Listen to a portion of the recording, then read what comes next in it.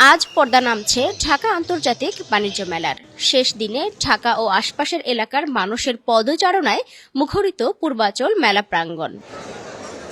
পরিবার পরিজন বন্ধু বান্ধব নিয়ে ঘোরাঘুরি কেনাকাটায় আনন্দমুখর সময় পার করছেন ক্রেতা দর্শনার্থীরা। আগে পছন্দ করে গেছেন এমন পণ্য কিনছেন অনেক ক্রেতা। সময়ও পাচ্ছিলাম না, আর ভাবলাম যে শেষ হয়ে যাবে, ঘুরে যাই, যা যেগুলি প্রয়োজন টুকটাক কিনবো। অফার আছে অনেক কিছু কেনাকাটা করলাম।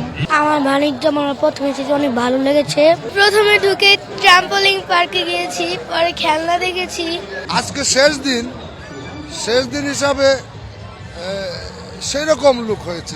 শেষ দিনে ক্রেতা আকর্ষণে বিভিন্ন পণ্যের উপর মূল্য ছাড় ও অফার দিচ্ছেন ব্যবসায়ীরা। এবারের মেলায় বেচা কেনায় সন্তুষ্ট তারা। আলহামদুলিল্লাহ অনেক ভালো গেছে এবং সারা ভালো পেয়েছি। দামগুলো হাতের অনেক নাগালের ভিতরে, মানুষজন আসছে, ভিড় জমাচ্ছে, পণ্যগুলো অনেক সেল হচ্ছে। এবার প্রত্যেক মালে প্রত্যেক 3 পিসে আমাদের 200 টাকা 300 টাকা করে ছাড় দেওয়া আছে। যে কোনো ব্লেজার নেন 1000 টাকা, আমাদের কোটিগুলো আছে, কোটিগুলো পাচ্ছেন আপনি মাত্র 700 টাকায়। তবে শেষ দিনেও পছন্দের পণ্য কিনতে বাড়তি দাম গুনতে হচ্ছে বলে দাবি করেছেন কিছু ক্রেতা। এক একটা জামার দামই অনেক টাকা হয়ে যাচ্ছে।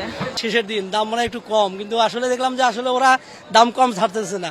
আজ বিকেল 4টায় আনুষ্ঠানিকভাবে মেলার সমাপ্তি ঘোষণা করবেন বাণিজ্য উপদেষ্টা শেখ বশিরউদ্দিন। তবে রাত 10টা পর্যন্ত চলবে মেলা।